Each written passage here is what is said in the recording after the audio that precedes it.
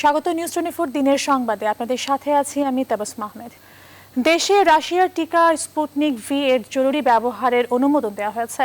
স্বাস্থ্য মন্ত্রণালয় গঠিত জরুরি জনস্বাস্থ্য ক্ষেত্রের ঔষধ, পরীক্ষামূলক ঔষধ, টিকা ও মেডিকেল সরঞ্জাম বিষয়ক কমিটি এই অনুমোদন দিয়েছে। আজ মঙ্গলবার ঔষধ প্রশাসন অধিদপ্তরের এক সভায় টিকা অনুমোদনের সিদ্ধান্ত নেওয়া হয়। এখন রাশিয়ার এই টিকা আমদানি ও ব্যবহারে আইনগত বাধা থাকলো না।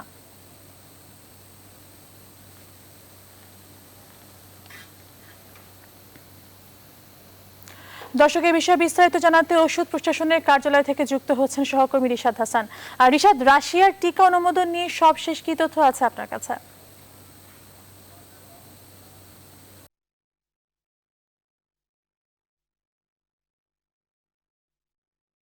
রাশিয়ার যে টিকা স্পুটনিক ভি, সেই টিকা জরুরি ব্যবহারের জন্য বাংলাদেশে অনুমোদন দেওয়া হয়েছে। এর আগে কিন্তু এই টিকা সংক্রান্ত যে আসলে যে এনওসি পত্র বা অনাপত্তি পত্র, সেটি কিন্তু এপ্রিলের 5 তারিখে দেওয়া হয়েছিল এবং তারপরে আজকে যে টেকনিক্যাল কমিটির যে সভা, সেই সভার শেষে কিন্তু এটির সুপারিশ করা হয় এবং সুপারিশের পরে এই টিকার জরুরি ব্যবহারের অনুমোদন দেয় ঔষধ প্রশাসন অধিদপ্তর। এবং ঔষধ প্রশাসন অধিদপ্তরের মহাপরিচালক মেজর জেনারেল মাহবুবুর রহমান তিনি গণমাধ্যমে কথা বলেছেন। তিনি জানিয়েছেন যে আসলে এই টিকা এখন থেকে বাংলাদেশে আমদানি এবং উৎপাদনের ক্ষেত্রে বা জরুরি ব্যবহারের ক্ষেত্রে আর কোনো ধরনের বাধা থাকলো না। বাংলাদেশে যে কোনো সময় টিকা আসতে পারে এবং তিনি জানিয়েছেন যে মে মাসের মধ্যে 40 লাখ ডোজ স্পুটনিক ভি যে টিকাটি, সেই টিকাটি বাংলাদেশে আসবে এবং সেই টিকার যে ব্যবহার, সেই টিকার ব্যবহারও খুব দ্রুত সময়ের মধ্যে শুরু হবে। এর মধ্য দিয়ে সবচেয়ে বড় যে বিষয়টি, যে প্রায় 13.5 লাখ মানুষ যে দ্বিতীয় ডোজের টিকা বঞ্চিত, তাদের জন্য একটি বড় একটি বিষয় যে বাংলাদেশের যে প্রথম ডোজের টিকা কার্যক্রম বন্ধ রয়েছে, সেটি কিন্তু আসলে আবার বেগবান হবে বলে আশা করা হচ্ছে। এবং সেই সাথে আরও একটি বিষয় আপনাকে জানিয়ে রাখি তাবাসসুম, যে আসলে এই টিকার মাধ্যমে যে বাংলাদেশে উৎপাদনের যে বিষয়টি, সেটি নিয়ে কিন্তু আজকে স্বাস্থ্যমন্ত্রী তার আগে কথা বলেছেন বিসিপিএসে এবং তিনি জানিয়েছেন যে আসলে এই টিকার যে ফর্মুলা গোপন রাখার শর্তে যে এই টিকা বাংলাদেশে উৎপাদনের অনুমোদনের বিষয়টি, সেই অনুমোদনের কাগজে তারা স্বাক্ষর করেছেন এবং সেই স্বাক্ষরের পরে তারা বলছেন যে রাশিয়ার পক্ষ থেকে আসলে এই বাংলাদেশে এই টিকা তৈরির সক্ষমতা বা কোন কোন কোম্পানিগুলো বা ফার্মাসিউটিক্যালস কোম্পানিগুলো এই টিকা উৎপাদন করতে পারবে, সেই বিষয়ে একটি পর্যবেক্ষণ করা হবে। পর্যবেক্ষণ শেষে কিন্তু আসলে এই টিকা বাংলাদেশে উৎপাদনের বিষয়ে যে সিদ্ধান্ত, চূড়ান্ত সিদ্ধান্ত, সেটি নিয়ে কাজ করা হবে। এবং তার আগেই মন্ত্রী বলেছিলেন যে এই রাশিয়ার টিকা বাংলাদেশে ব্যবহার এবং অনুমোদনের বিষয়ে যে কার্যক্রম বা যে ইচ্ছা, যে বিষয়গুলো রয়েছে, সেই জিনিসগুলো কিন্তু আসলে তারা সামনের দিকে এগিয়ে রেখেছেন। এবং সেই সাথে আরও একটি বিষয়, যে এই টিকা ব্যবহারের জন্য বা বাংলাদেশে ব্যবহারের জন্য বা উৎপাদনের জন্য যে কার্যক্রম, তার মধ্যে থেকে কিন্তু আগে থেকেই ফার্মাসিউটিক্যালসের প্লান্টগুলো কিন্তু পরিদর্শন করা হচ্ছিল। এই সার্বিক বিষয় বিবেচনায় আসলে বলা যেতে পারে যে আজকের পর থেকে এই টিকা বাংলাদেশে ব্যবহার এবং আমদানির ক্ষেত্রে কিন্তু আর কোনো ধরনের আইনি বাধা রইল না। এবং এর মধ্য দিয়ে কিন্তু আসলে রাশিয়ার স্পুটনিক ভি টিকাটি বাংলাদেশে আসার পথ যেটি রয়েছে, সেটি কিন্তু সুগম হলো। তাবাসসুম, এই ছিল আমার কাছে ঔষধ প্রশাসন অধিদপ্তর থেকে সর্বশেষ। ফিরে যাচ্ছি আপনার কাছে স্টুডিওতে। রিশাদ, আপনাকে অসংখ্য ধন্যবাদ। দর্শক, রাশিয়ার টিকা স্পুটনিক ভি অনুমোদন নিয়ে সবশেষ তথ্য জানাতে আমাদের সাথে যুক্ত হয়েছিলেন সহকর্মী রিশাদ হাসান। ভারতের করোনা ভ্যাকসিন অনিশ্চয়তায় চীন, রাশিয়া ও যুক্তরাষ্ট্রের সঙ্গে যোগাযোগ করা হচ্ছে বলে জানিয়েছেন স্বাস্থ্যমন্ত্রী জাহিদ মালেক। আজ মহাখালীর বিসিপিএস প্রাঙ্গণে করোনা ও টিকা পরিস্থিতি নিয়ে প্রেস ব্রিফিংয়ে কথা জানান স্বাস্থ্যমন্ত্রী। তিনি বলেন, টিকা নেবার পরও স্বাস্থ্যবিধি মানতে মানুষের উদাসীনতার কারণেই দেশে করোনার দ্বিতীয় ঢেউ এসেছে। নতুন নতুন যে টিকাগুলোর কথা আলোচনা হয়েছে, তার অনুমোদন আমরা অনুমোদন দেওয়ার জন্য ওষুধ প্রশাসনকে আমরা বলে দিয়েছি এবং সরকারের পক্ষ থেকে সেটা গ্রিন সিগন্যাল দিয়ে দেওয়া হয়েছে। যে সমস্ত টিকা বিশ্ব স্বাস্থ্য সংস্থা এবং আন্তর্জাতিক পর্যায়ে স্বীকৃতি পেয়েছে, সেই সমস্ত টিকাকে তাড়াতাড়ি অনুমোদন করে দেওয়া এবং সেটা তারা চলমান প্রক্রিয়ায় আছে। আমরা ভ্যাকসিনটা সময় মতো আমরা পাচ্ছি না, যার ফলে ভ্যাকসিন কার্যক্রম ব্যাহত হচ্ছে। আমরা চেষ্টা করে যাচ্ছি। আমাদের প্রধানমন্ত্রী শেখ হাসিনা এই ভারতের প্রধানমন্ত্রীকেও বারবার অনুরোধ জানিয়েছে এই ভ্যাকসিনের জন্য। কাজেই আমরা আশা করছি যে ভ্যাকসিন আমরা হয়তো তাড়াতাড়ি পাবো, কিন্তু আমরা ওই ভ্যাকসিনের জন্যই খালি বসে রইনি। আমরা ইতিমধ্যে চায়নার সাথে যোগাযোগ করেছি, রাশিয়ার সাথে যোগাযোগ করেছি এবং আমেরিকার সাথে যোগাযোগ করেছি। 6 ঘন্টার ঝটিকা সফরে আজ সকালে ঢাকায় এসেছেন চীনের প্রতিরক্ষা মন্ত্রী জেনারেল ওয়েই ফেংহি। চীনের প্রতিরক্ষা মন্ত্রীকে ঢাকায় স্বাগত জানান বাংলাদেশের পররাষ্ট্র প্রতিমন্ত্রী মোহাম্মদ শাহরিয়ার আলম। ঢাকায় এসেই ধানমন্ডির 32 নম্বরে বঙ্গবন্ধু স্মৃতি জাদুঘরে গিয়ে জাতির পিতা বঙ্গবন্ধু শেখ মুজিবুর রহমানের প্রতি শ্রদ্ধা জানান জেনারেল ওয়েই ফেংহি। সংক্ষিপ্ত সফরে তিনি রাষ্ট্রপতি মোহাম্মদ আব্দুল হামিদের সঙ্গে সৌজন্য সাক্ষাৎ করবেন। এছাড়া সেনাপ্রধান জেনারেল আজিজ আহমেদের সঙ্গেও বৈঠক করবেন তিনি।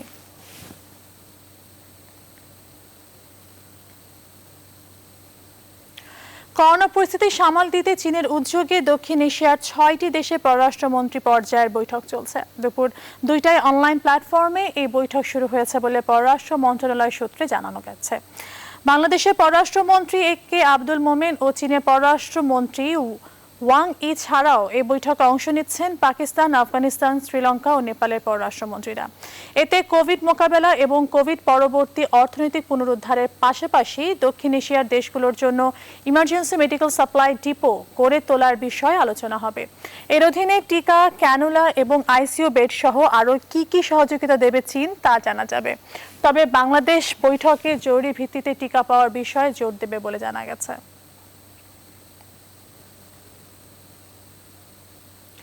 বিশেষ ছাড়পত্র নিয়ে পেট্রাপোল সীমান্তে আটকে পড়া 28 জন বাংলাদেশি দেশে ফিরেছে। আগত যাত্রীদেরকে বেনাপোলের বিভিন্ন হোটেলে প্রাতিষ্ঠানিক কোয়ারেন্টাইনে রাখা হয়েছে। এদিকে একই সময় বাংলাদেশ থেকে ভারত ফিরে গেছেন 9 জন ভারতীয় নাগরিক। করোনার সংক্রমণ রোধে গতকাল থেকে 14 দিনের জন্য সীমান্ত পথে ভারত বাংলাদেশের মধ্যে ইমিগ্রেশন কার্যক্রম বন্ধ ঘোষণা করে সরকার। দুই দেশের মধ্যে পাসপোর্টধারী যাত্রী পারাপার বন্ধ থাকায় প্রথম দিনই বেনাপোল স্থলবন্দরের ওপারে ভারতের পেট্রাপোলে আটকা পড়েন 3 শতাধিক বাংলাদেশি। তবে দুই দেশের মধ্যে আমদানি রপ্তানি বাণিজ্য স্বাভাবিক রয়েছে।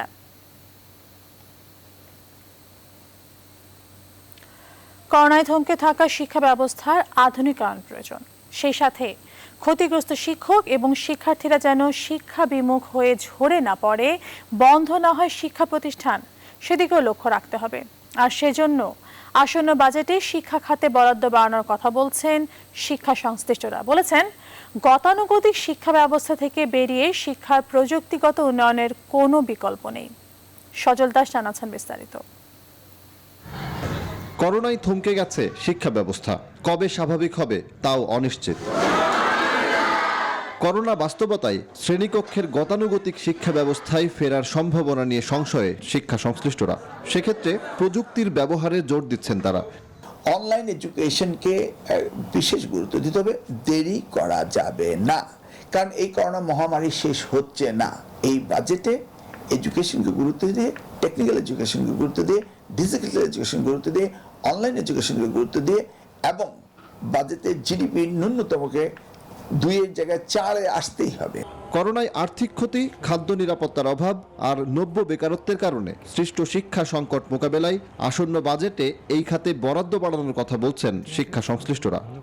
যখন আমরা করোনার সংকটে পড়ে গেলাম, তখন থেকে এই পর্যায়ক্রমে প্রাথমিক পর্যায়ে যারা শিক্ষা প্রক্রিয়ার সঙ্গে যুক্ত আছে তাদের অনেকেই চাকরিচ্যুত হচ্ছে। অনেক শহরের, এমনকি শহরের কিন্ডারগার্টেন স্কুল অনেকগুলো বন্ধ হয়ে গেছে। শিক্ষক ও শিক্ষা প্রতিষ্ঠান রক্ষায় প্রণোদনা প্যাকেজের কথাও বলছেন তারা। যে সমস্ত নিম্নবিত্ত পরিবারের সন্তানেরা ঝরে যাচ্ছে, ঝরে পড়ছে বা শিক্ষা প্রতিষ্ঠানে যেতে পারছে না, তাদের জন্য বিশেষ ভাতার ব্যবস্থা করা, এটা আগামী বাজেটে থাকবে বলে আশা করছি। কারণ সর্বত্র সরকারের প্রণোদনা প্যাকেজ আসছে, শিক্ষার ক্ষেত্রে আমরা তেমন কোনো প্রণোদনা প্যাকেজ দেখতে পাচ্ছি না। বাজেট বরাদ্দ শুধু বাড়ালে হবে, সেই বাজেট বরাদ্দকৃত অর্থ যাতে দুর্নীতিমুক্ত ভাবে সেটি ব্যয় করা হয়, সেদিকটা লক্ষ্য রাখা দরকার।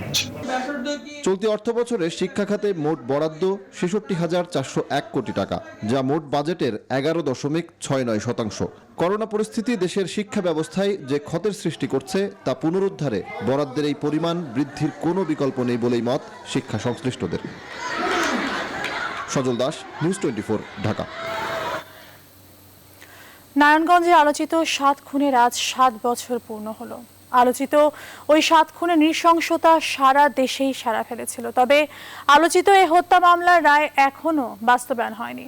নিম্ন আদালতের পরে হাইকোর্টে দ্রুত রায় ঘোষণা করা হলেও আপিল বিভাগে রায়টি নিষ্পত্তি হয়নি এখনো।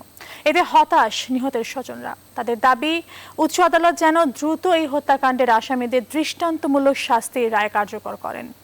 দিলীপ কুমার মণ্ডলের তথ্যচিত্রে দেখুন ডেস্ক রিপোর্ট। 2014 সালের 27 এপ্রিল নারায়ণগঞ্জ আদালতে মামলায় হাজিরা দিয়ে ফেরার পথে নারায়ণগঞ্জ সিটি কর্পোরেশনের প্যানেল মেয়র ও 2 নং ওয়ার্ডের কাউন্সিলর নজরুল ইসলাম ও আইনজীবী চন্দন সরকার সহ 7 জনকে অপহরণ করা হয়। অপহরণের 3 দিন পর 30 এপ্রিল নজরুল সহ 6 জন ও 1 মে আরেকজনের লাশ শীতলক্ষা নদীর শান্তির চর থেকে উদ্ধার করে পুলিশ। এ ঘটনায় নিহত নজরুল ইসলামের স্ত্রী সেলিনা ইসলাম বিউটি ও নিহত আইনজীবী চন্দন সরকারের জামাতা বিজয় কুমার পাল বাদী হয়ে ফতুল্লা থানায় পৃথক 2টি মামলা দায়ের করেন। এসব মামলায় 2017 সালের 16 জানুয়ারি সাবেক কাউন্সিলর নূর হোসেন, র্যাব 11 এর চাকরিচ্যুত অধিনায়ক লেফটেন্যান্ট কর্নেল তারেক সায়েদ মোহাম্মদ সহ 26 জনকে মৃত্যুদণ্ড ও 9 জনকে বিভিন্ন মেয়াদে সাজা দেন নারায়ণগঞ্জ জেলা ও দায়রা জজ আদালত। নিম্ন আদালতের পর উচ্চ আদালত 2018 সালের 22 আগস্ট 15 জনের মৃত্যুদণ্ডের আদেশ বহাল রেখে বাকি আসামিদের বিভিন্ন মেয়াদে সাজা বহাল রাখেন। বর্তমানে মামলাটি সুপ্রিম কোর্টের আপিল বিভাগে বিচারাধীন। এই মামলাটি রাষ্ট্রপক্ষ যদি গুরুত্ব বিবেচনা করে তারা দ্রুততার সহিত শুনানির ব্যবস্থা করে, তাহলে কিন্তু এতদিন এই মামলাটি বিচার কার্য সম্পূর্ণ হতো। 2.5 বছর ধরে আপিল বিভাগে মামলার কার্যক্রম ধীর গতিতে চলার কারণে হতাশ নিহতের স্বজনরা। কত বিচার হইতেছে, আমাদের বিচারের রায় তো কার্যকারিতা হইতেছে না এখনো। আল্লাহ জানে কবে হয়। এখন যদি প্রধানমন্ত্রী যদি নিজে খুব সহযোগিতা করে, আমার মনে হয় তাড়াতাড়ি রায়টা কার্যকারিতা হইব। নদীর তলদেশ থেকে ইট পাথর নিয়ে যেহেতু লাশগুলো পাওয়া গেছে, এই দুনিয়াতে এটার বিচার হবে, এটা আমি একান্তভাবে বিশ্বাস করি। এটা আল্লাহর উপর আমার ভরসা আছে। আলোচিত ও নৃশংসতম 7 খুন মামলার রায় দ্রুত কার্যকর করার দাবি জানিয়েছেন নিহতের পরিবার সহ নারায়ণগঞ্জবাসী। Desk report, news 24। আমের রস ভেবে যারা ম্যাঙ্গো জুস খান তাতে কতটা আছে আম? আমের এমন জুসই সাভারের একটি কারখানা তৈরি করছে পচা দুর্গন্ধযুক্ত পাল্প দিয়ে। একটি দুটি নয়, কারখানাটিতে বিভিন্ন কোম্পানির 32টি নামী ব্র্যান্ডের জুস ও পানীয় বানানো হচ্ছে অবৈধভাবে। খাদ্য আতঙ্ক ধারাবাহিক রিপোর্টের আজ থাকছে তৃতীয় পর্ব। মেহেদি হাসানের ছবিতে বিস্তারিত জানাচ্ছেন ফখরুল ইসলাম। ম্যাঙ্গো জুস উৎপাদনে ব্যস্ত রুটস ফুড নামের এই কোম্পানি। তবে নিজেদের নামে নয়, নামী কোম্পানির নাম ব্যবহার করে বিপুল পরিমাণ জুসের বোতল ও কার্টন সাজিয়ে রাখা বাজারে ছাড়ার অপেক্ষায়। কি দিয়ে তৈরি হয়েছে এই জুস? খুঁজতে বেরিয়ে আসে জুস তৈরির রসদ, আমের পাল্প। সারি সারি সাজানো ড্রাম ভর্তি এই পাল্প দিয়ে কিছু আগেই তৈরি হয়েছে সুস্বাদু জুস। কিন্তু এই পাল্প তো ভয়ানক পচা, দুর্গন্ধযুক্ত।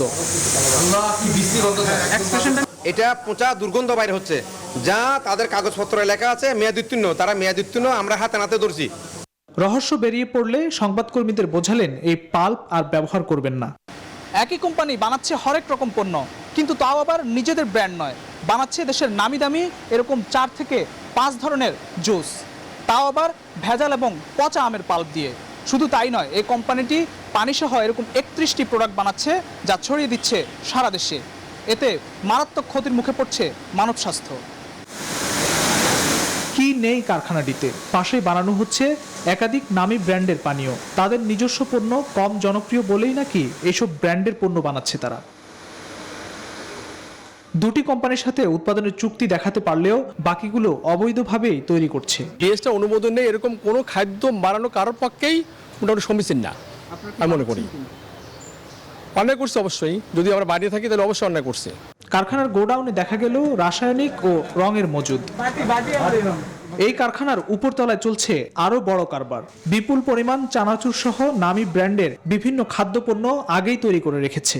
অনিয়মের দায়ে কারখানাটিকে জরিমানা করে বাংলাদেশ নিরাপদ খাদ্য কর্তৃপক্ষের ভ্রাম্যমাণ আদালত। সিএম লাইসেন্স বেশ কয়েকটি রিনিউ করা নেই এবং আর কয়েকটি একদম লাইসেন্সই তাদের কাছে নেই।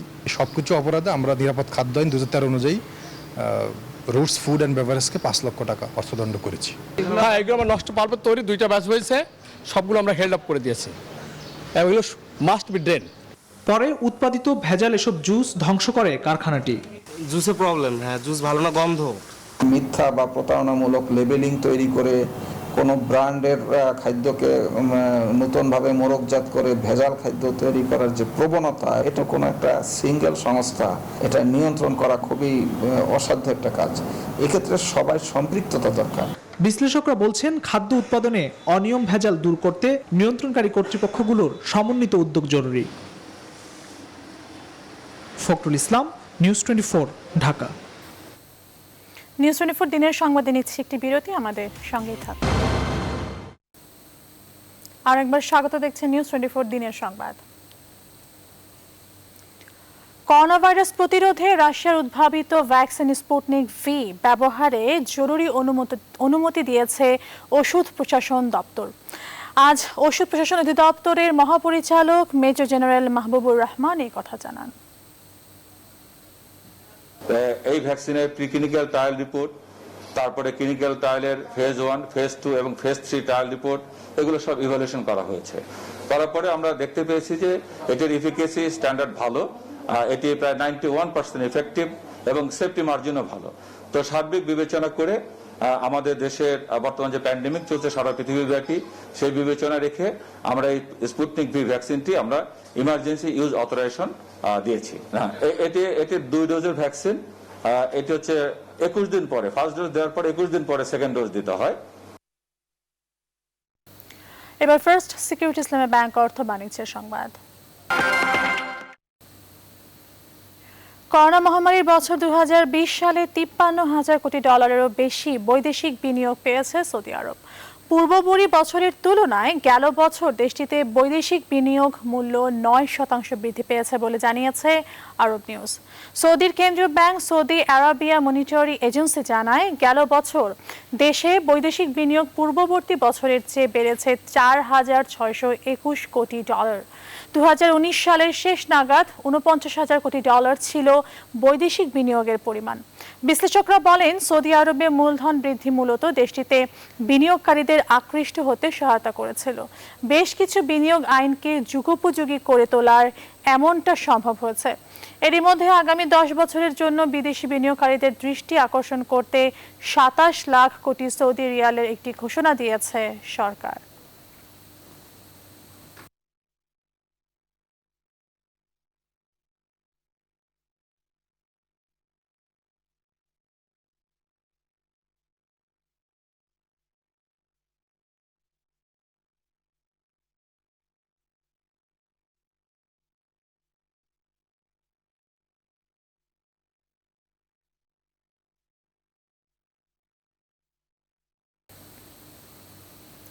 এবার সারার সৌজন্যে ঈদ বাজারের খবর।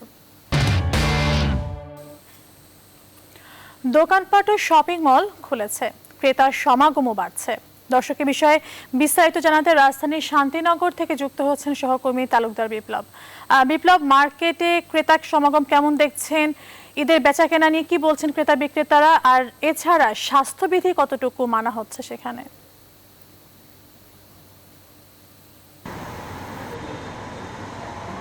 ধন্যবাদ। আমি রয়েছি কাকরাইলের কর্ণফুলী গার্ডেন সিটিতে এবং আপনি যেটি বলছিলেন যে ব্যবসা প্রতিষ্ঠান দোকানপাট খুলেছে, এর পরবর্তীতে কিন্তু ঈদের যেই বেচা বিক্রি এটা কিন্তু একটু বেড়েছে এবং এটা নিয়ে কিন্তু আসলে এখানে যারা ব্যবসায়ীরা রয়েছেন তাদের মধ্যে কিছুটা কিন্তু একটু যে ব্যস্ততা, সেই ব্যস্ততা কিন্তু আমরা দেখছি। এর আগেও কিন্তু সকালে আমরা মিরপুরের বেশ কয়েকটি শপিং মলে গিয়েছিলাম এবং একই সাথে আরও রাজধানীর যেই অন্যান্য যেই শপিং মলগুলো রয়েছে বেশ কয়েকটি শপিং মলে কিন্তু ক্রেতা কিছুটা বেড়েছে অনেকেই কিন্তু বলছে। এবং একই সাথে কিন্তু ঈদের যে কেনাকাটা, সেই কেনাকাটার মধ্যে কিন্তু তারা বলছে যে যেহেতু এখন রাত 8টা পর্যন্ত মার্কেট খোলার একটি সিদ্ধান্ত হয়েছে, হয়তোবা যে দেখা যাচ্ছে যে আপনার সন্ধ্যার পরে অথবা তাদের বেচা বিক্রি আরও বেশি হবে, এমনটি কিন্তু তাদের মধ্যে কিন্তু একটি আশা কিন্তু রয়েছে।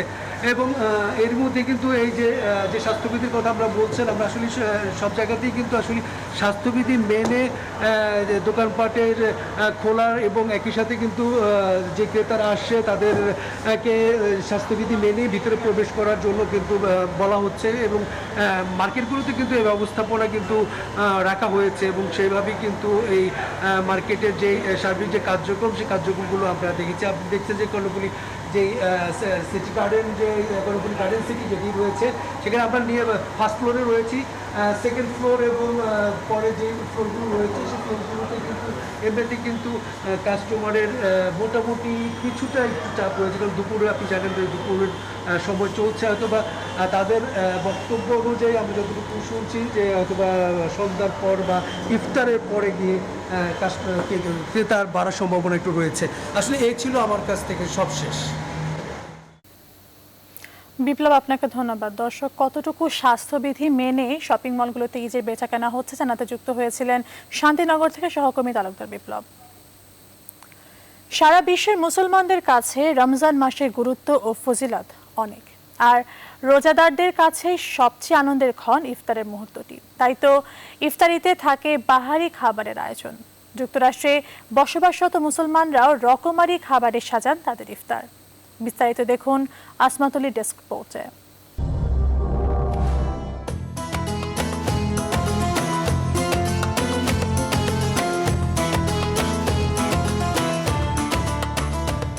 অমুসলিম দেশগুলোতে মুসলমানদের জীবনযাপন, তাদের পোশাক, খাদ্যাভ্যাস তথা সামগ্রিক জীবনযাপনে খানিকটা ভিন্নতা রয়েছে। এসব দেশে বসবাসরত মুসলমানদের জীবনযাত্রার পাশাপাশি রমজান পালন, ইফতার, সেহরি ও পানাহার সংস্কৃতিতেও রয়েছে ভিন্নতা।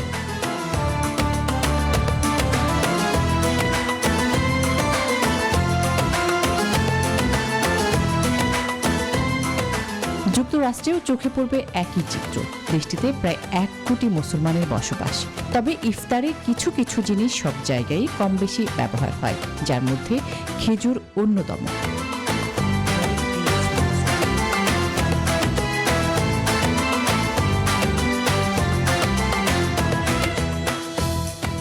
দেশটিতে অনেক বাংলাদেশির বসবাস থাকায় জ্যামাইকা থেকে জ্যাকসন হাইটস, অ্যাস্টোরিয়া থেকে ব্রঙ্কস, ব্রুকলিন অনেক জায়গায় খুঁজে পাওয়া যায় সেই পুরান ঢাকার রকমারি ইফতারের ঢঙে বাহারি আয়োজন, যেখানে শোভা পায় আস্ত মুরগির রোস্ট, খাসির রোস্ট, ঝাল খাসির রান, কোয়েল ভুনা, কবুতর ভুনা, পেঁয়াজি, বেগুনি, ঘুগনি, মোরগ পোলাও, শাহি জিলাপি, পেস্তা বাদামের শরবত, সুতি কাবাব, টিকা কাবাব, শাকপুলি, জালি কাবাব, দই বড়া সহ নানান খাবার।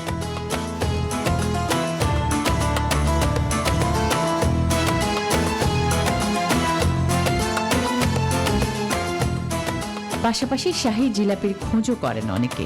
বাদ যায় না বুটের ডাল, চিড়া, মুরগি, কবুতর, কোয়েল খাসির মাংস, গরুর মগজ, কলিজা, ডিমের সঙ্গে প্রায় 35 প্রকারের উপকরণ সহ 42 প্রকারের মশলা মিশিয়ে তৈরি করা রকমারি ইফতার সামগ্রীও।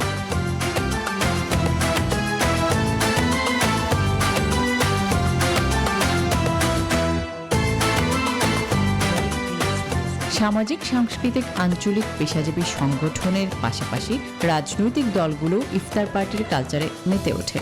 রমজানের পবিত্রতার স্বার্থে প্রবাসীর ব্যবসায়ীরা ইফতারি পণ্যের দাম ক্রয় ক্ষমতার মধ্যে রাখেন। একইভাবে রেস্টুরেন্ট মালিকরাও নামমাত্র মূল্যে বিক্রি করেন আকর্ষণীয় ইফতার বক্স।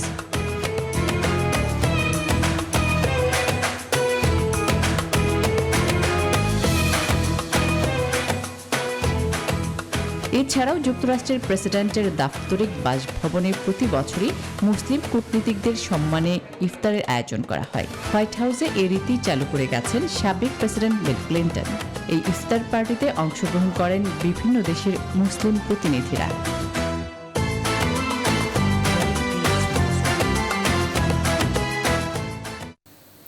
সংবাদের সময় হলে আরেকটি বিরতির সঙ্গেই থাকুন। আরেকবার স্বাগত, দেখছেন নিউজ 24 দিনের সংবাদ। আন্তর্জাতিক প্রসঙ্গ। 24 ঘন্টায় বিশ্বে আরও 6,73,000-এর বেশি করোনা সংক্রমণ শনাক্ত হয়েছে। প্রাণহানি হয়েছে 10,700 শতাধিক। এ নিয়ে বিশ্বজুড়ে মোট আক্রান্তের সংখ্যা ছাড়ালো 14,84,00,000 আর 31,33,000 ছাড়ালো মোট প্রাণহানির সংখ্যা। 24 ঘন্টায় ভারতে আরও 3,19,000-এর বেশি করোনা রোগী শনাক্ত হয়েছে। প্রাণহানি হয়েছে 2,007 শতাধিক। দেশটির বর্তমান পরিস্থিতি নিয়ে প্রধানমন্ত্রী নরেন্দ্র মোদীর সঙ্গে ফোনে কথা বলেছেন মার্কিন প্রেসিডেন্ট জো বাইডেন। আলোচনা ফলপ্রসূ হয়েছে বলে জানিয়েছে ভারত সরকার। এদিকে যুক্তরাষ্ট্রে একদিনে 47,000-এর বেশি আক্রান্ত ও 4 শতাধিক মৃত্যু হয়েছে। বিশ্বজুড়ে ঘাটতির মধ্যেই টিকা মজুত রেখেছে ওয়াশিংটন। এমন সমালোচনার মধ্যেই প্রাপ্যতার ভিত্তিতে অন্যান্য দেশগুলোয় 6 কোটি ডোজ অ্যাস্ট্রাজেনেকার টিকা ছাড় করার ঘোষণা দিয়েছে বাইডেন প্রশাসন। 24 ঘন্টায় 29,000-এর বেশি আক্রান্ত, 1,000-এর অধিক প্রাণহানি হয়েছে ব্রাজিলে। অন্যদিকে সময় মতো ভ্যাকসিন সরবরাহ করার নির্ভরযোগ্য পরিকল্পনা না থাকার জেরে অ্যাস্ট্রাজেনেকার বিরুদ্ধে আইনি পদক্ষেপ নেওয়া শুরু করেছে ইউরোপীয় ইউনিয়ন। নাইজেরিয়ার উত্তর পূর্বাঞ্চলীয় বোর্নো রাজ্যের একটি অস্ত্র ভাণ্ডারে রোববার আইএসের হামলায় কমপক্ষে 31 সেনা নিহত হয়েছেন। হামলাকারীরা সেখানে একটি ঘাঁটি দখল ও অস্ত্র লুট করেছে বলে সোমবার তথ্য দিয়েছে আফ্রিকা নিউজ। সংবাদ মাধ্যমটি জানায়, প্রায় 20টি গাড়িতে করে আইএস ওয়েস্ট আফ্রিকান প্রভিন্সের যোদ্ধারা মাইনক শহরে ওই সামরিক বহরে হামলা চালিয়ে এইসব সেনা হত্যা করে। এক সপ্তাহ আগেই একই প্রদেশের একটি সামরিক ঘাঁটিতে আইএস হামলা চালালে 5 নাইজেরিয়ান সেনা নিহত হয়। চলতি বছর দেশটিতে বর্ধিত নিরাপত্তাহীনতার কারণে বহু সেনা ও বেসামরিকের মৃত্যু হয়েছে। 12 বছরের সংঘর্ষে নাইজেরিয়ার উত্তর পূর্বাঞ্চলে প্রাণ হারিয়েছেন 36,000 মানুষ। নিজেদের ভিটে বাড়ি থেকে উৎখাত হয়েছে প্রায় 2 কোটি মানুষ।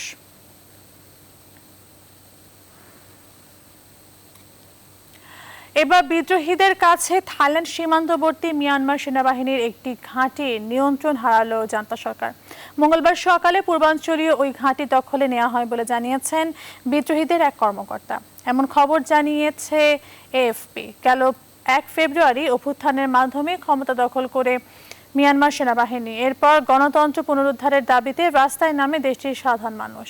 সেনা অভ্যুত্থান বিরোধী বিক্ষোভকারীরা সারা দেশে ব্যাপক সমর্থন পায়। তাদের সঙ্গে আন্দোলন গড়ে তোলে দেশটির শক্তিশালী কারেন বিদ্রোহীরা।